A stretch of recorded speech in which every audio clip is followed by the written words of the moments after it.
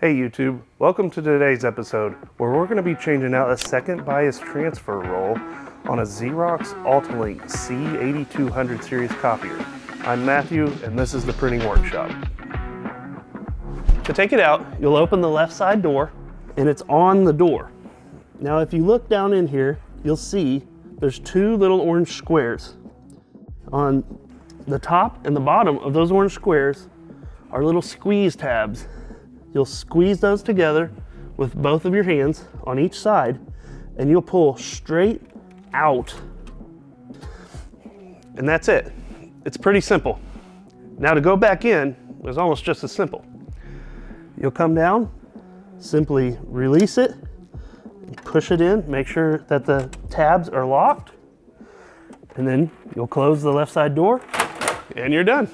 If you want to learn more common fixes on this same model, click here. If you'd like to see more quick how-to videos on other Xerox products, subscribe to our channel.